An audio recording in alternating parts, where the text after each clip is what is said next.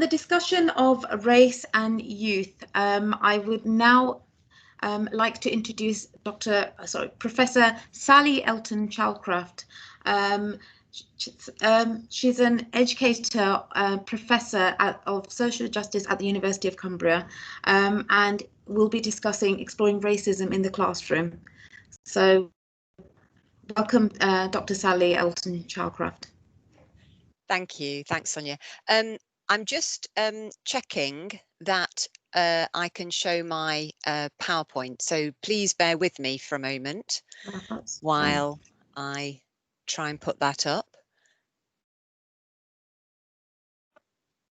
Have you given me permission? Am I able to do that? We've got your PowerPoint there. Oh, you have. You can see it. Yes. Can everyone see it? That's interesting because I can't. Is it on? I think when you put your PowerPoint, when you're sharing it, you won't be able to see it, will it? Oh, right. Okay. But we can definitely see it. Can you see it on your screen? So you're working on it? Yeah. Can everyone see that? Yes. Yes, okay. We can. And then you can see the second slide with the book. Yes, certainly we can. Perfect. I can't see myself or anybody else, so I'm just looking at my screen, so forgive me if I don't react to you. Okay, so I'll go back to the first slide. Thank you. So what I'm going to be talking about today is exploring racism in the classroom. And it's interesting, actually, because it builds on what Karen and Neil have talked about, actually, in terms of the role that the University of Cumbria and other teacher education departments play in other parts of the country, but particularly we're looking at Cumbria. So what I am is I'm the director of the Learning, Education and Development Research Centre at the University of Cumbria, and I'm particularly interested in anti-racism, particularly through religious education, and that's one of my books. And so what I'm trying to achieve in this session is think about some lesson ideas for use in the primary school, which really kind of explore this idea of decolonising the curriculum that Karen and Neil were talking about earlier. And in the next few slides, I'm going to actually give you an example of some of those lesson ideas. I'm also going to be unpacking the idea of preventing terrorism, the idea of student teachers having to promote and teachers having to promote fundamental British values. So the question we might ask is the current curriculum white, Western and patriarchal? And what can we do about this? And how confident are teachers in talking about current affairs? So I'm going to start with a couple of lessons that actually came from the Methodist. It was funded by the Methodist Church and RE Today, which is a group that prepare RE resources. And this is a story of two statues, and some of you might well be very familiar with the statue of Edward Colston in Bristol being chucked into the sea. And there's also another statue in Bristol of John Wesley. And so I want us, as we're looking at these slides from the NatRe, which is some primary classroom resources website, I want us to just be aware of any bias that there is inherent in these slides. I'm not passing any judgment on that, rightly or wrongly. I'm just saying, you know, teaching is a very complicated business, as Karen has outlined earlier. So the first question that teachers might ask students is, you know, why are there statues? Do they remind us of our history? Do they tell us about the people from the past and what influence that has on the future? You know, a statue is like a prize. We give a statue to the family of a person we think is the winner. So it's this idea of why we have statues in the first place. And as I said, there are these two statues. Now, the Wesley one, in this resource, Wesley is explained as someone who is preaching against slavery, and a mob harassed him.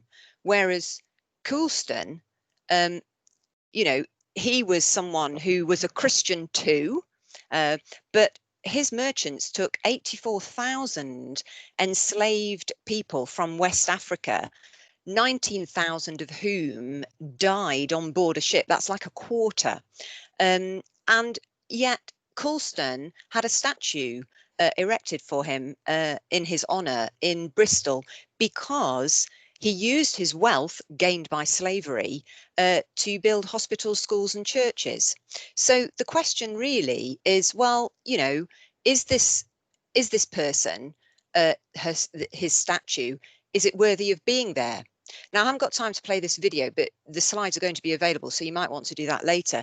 But the video, there are a couple of videos there, and one of them is of a black professor who kind of says, well, actually, maybe it might be better not to tear down the statue because then it's gone. It was thrown into the water, but actually to keep the statue there and put a plaque there, actually bringing up to date what the current feeling is. The lesson goes on to actually use a human bar chart. And again, in education, we try and make lessons as exciting and interesting as possible. So the children have to put themselves on a continuum of whether they agree with something or disagree. So the first question might be, I think it was a bad idea to tear down the statue of Coulston and throw it in the docks.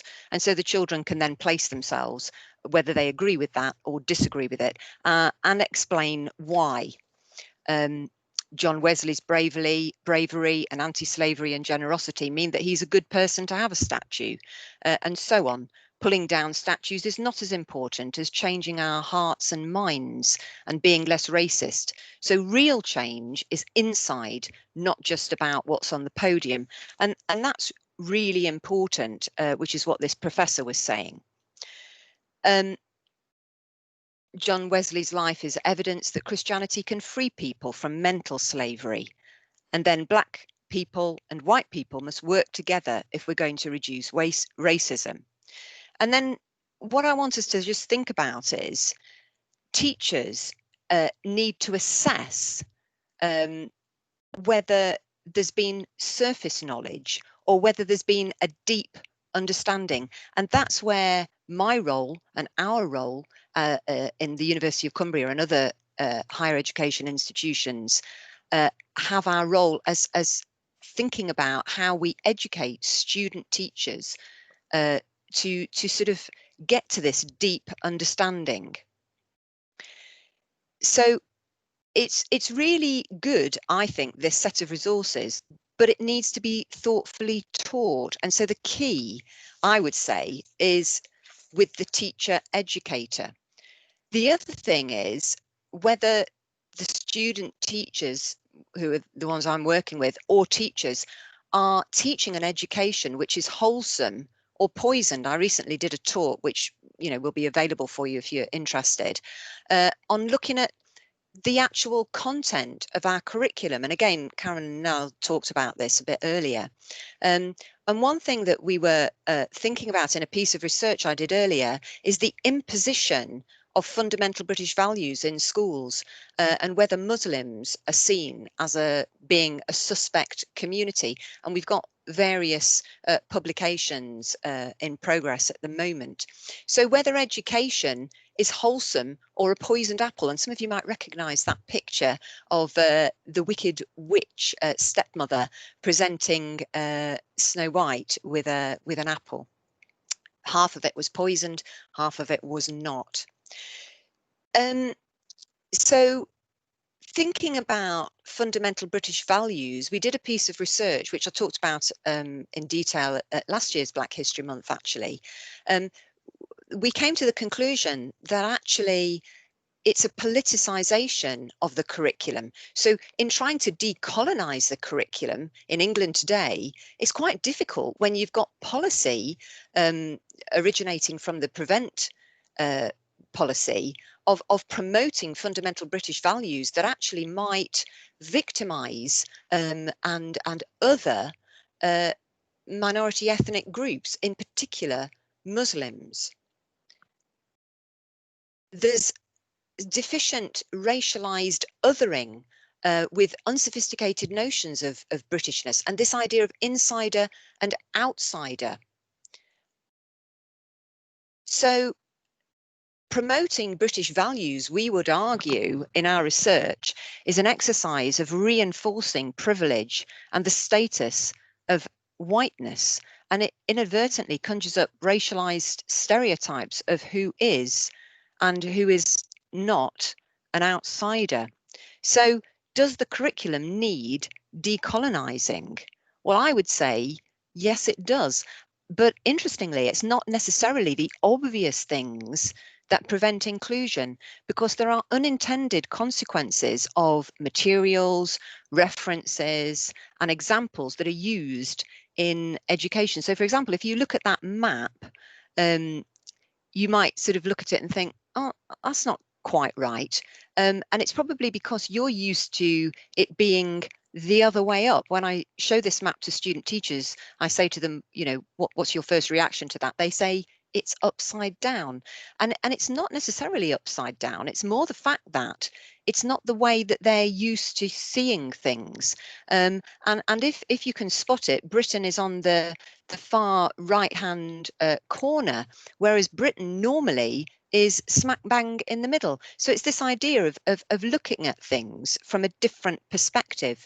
And this is what we call indirect discrimination, which is subtle, and it's an unintended consequence, but may prevent a learner from fully engaging with the subject. It's what we call the hidden curriculum. And another example, a very common one, is in the history curriculum, the terms before Christ and Anno Domini, BC and AD, are commonly used, whereas in my subject, religious education, we use before the Common Era and the Common Era, which is less Christian-centered. So it's just these sorts of things that, you know, we need to be aware of.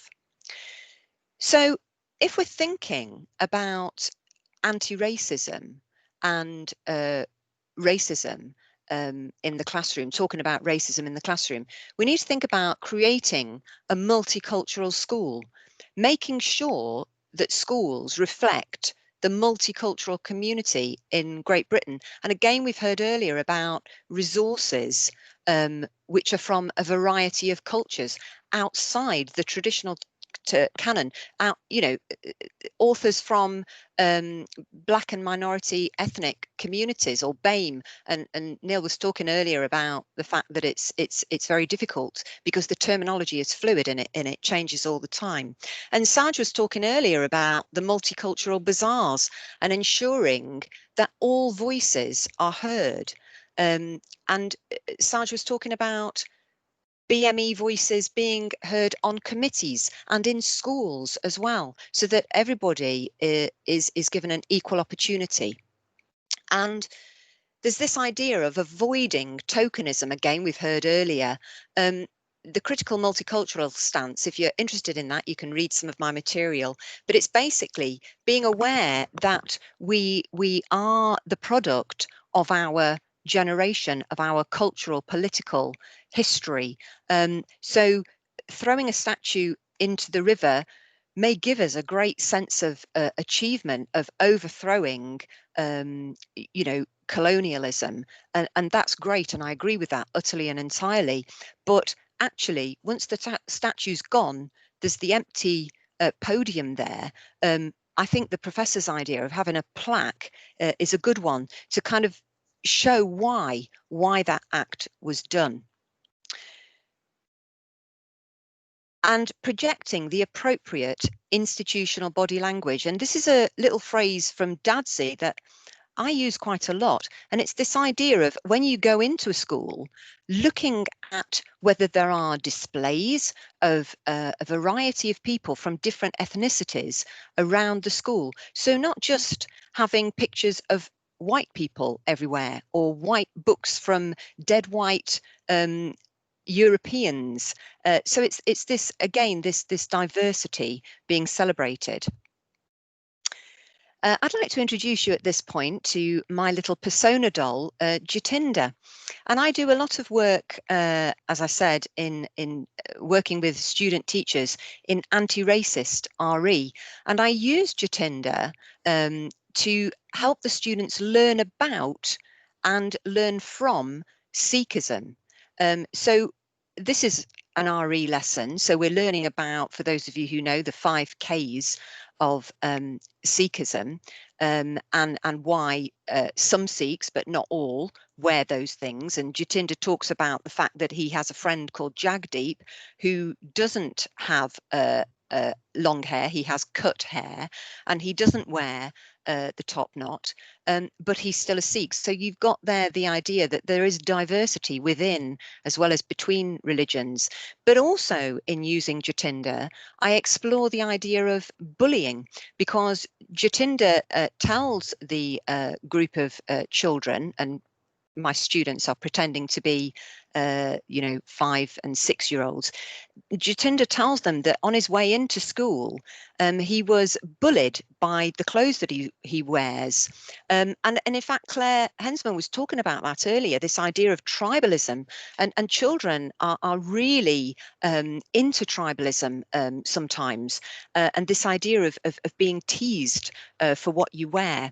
And so I get the children to think about the idea that different people wear different things for different reasons, and really putting yourself in another person's shoes to understand why it's important to celebrate diversity.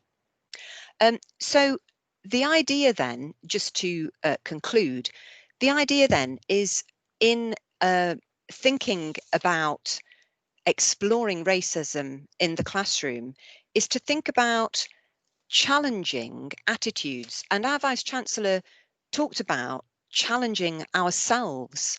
So we're changing attitudes, challenging racism, and making sure that we can have critical engagement and a deep understanding. Education is very messy and it's very difficult to get it right all the time. But one of the things that I try and do in my role as a teacher educator is try and unpack for students this idea of getting away from surface learning and really getting into deep learning. And these are some of the books that I've been involved in. I've edited a couple of them, and I've solely authored the It's Not Just About Black and White, Miss. So hopefully I can get back to you now, and if there are any questions. Sorry, I couldn't see you during that, so I do hope people could follow. Thank you. Thank you so much, Professor. We did follow that through, and it was a very insightful presentation. Yeah, sorry. I do have a question for you. How do we educate the educators? That's somebody who's just asked us that.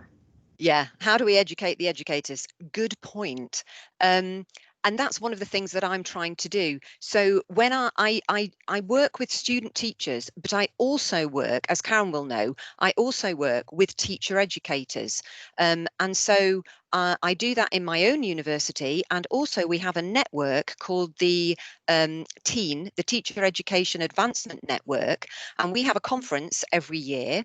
And at that conference, I usually present every year so that I can talk to teacher educators. And there's a lot of misunderstanding because, as you can imagine, there's a lot of what we call, well, Joyce King calls disconscious racism. There's a lot of ignorance. A lot of people are just colourblind and not even aware of their own prejudice. And I'm not talking about just student teachers. and in-service teachers, but I'm talking about teacher educators. So it's just a matter of keep going on and repeating that message, and this kind of group. And I know we've got speakers later on this morning and this afternoon who are going to be talking about that. So yeah, but it's very challenging. That's great, thank you. I do have something else as well. I've just had somebody ask, what question is it? You can say. Yeah, it's about, somebody's just put a comment, making racism, slavery and colonizism sorry, the topic of black colonialism, the topic of Black History Month celebrations make me quite uncomfortable.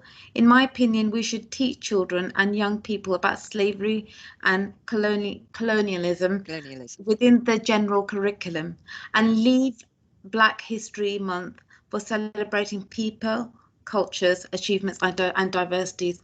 How do you feel? I would agree with that. I would agree with that. It's interesting, actually, and it reminds me of Jehovah's Witnesses.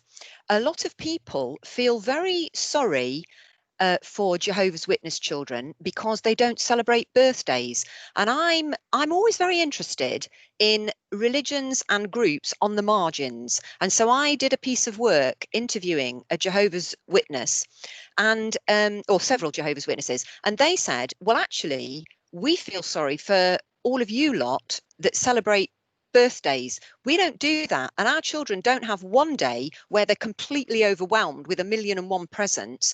We give them presents every day because every day is special. And actually, that reminds me of what this person is saying, that, yeah, I agree with you. It shouldn't be just 1 month. It shouldn't be just one day. It should be all the time. It should be integrated into our curriculum all the time. But I think I would say that at least if you have 1 month or you have one day, it then raises awareness. And I think that is why we have it, because if it to everybody to think about Black Lives Matter and not celebrating Black History Month, then some people wouldn't do it at all. So it's as I say, education is messy, and so it's not right, but it's what we have to do. Certainly. I have another question from Claire Hensman. Should or do all students have anti-bias training? Good question. Thank you. In theory, yes. All student teachers at the University of Cumbria, anyway, have an equality and diversity lecture that I deliver. I'm pretty confident that that does happen. Occasionally we miss a year, but I tend to then catch up. But we educate thousands of student teachers, and I'm working with another group of tutors so that we kind of share the load a little bit. But this idea of anti-bias and anti-racist training, we do try our best because it's really important. Right, that's wonderful. I mean, would you say that that reflects, is that just in your university, does that reflect through the country? I'm not convinced that it's reflected in the rest of the country, no. And as I say, we don't necessarily see all the students. We try our best to. I think there are a lot of universities that are really pushing forward decolonising the curriculum.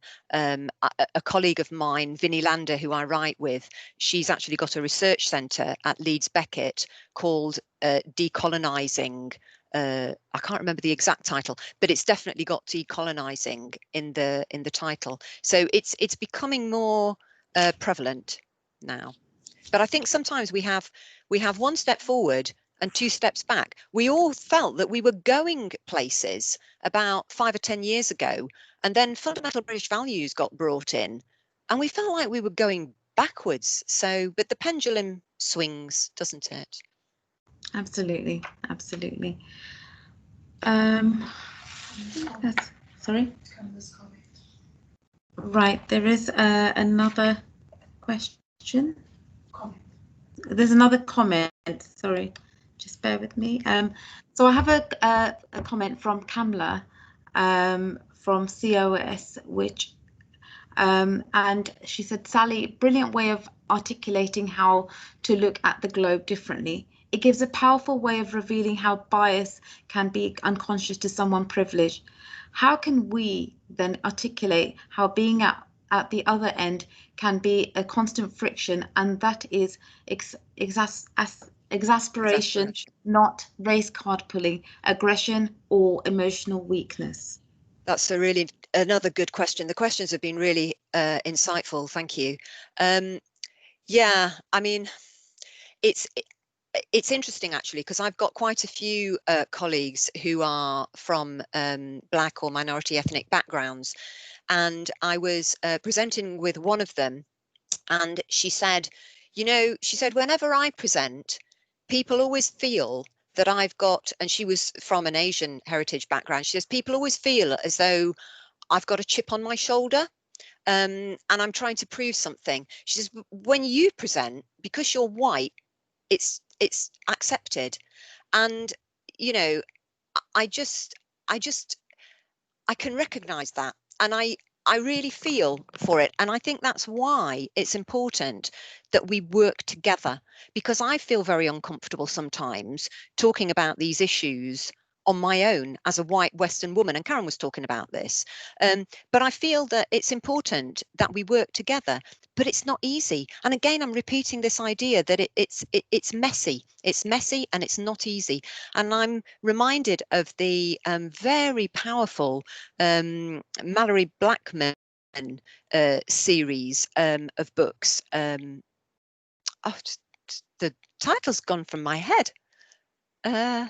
Can someone help me out? The Mallory Blackman thing. Karen, are you still there? You'd know.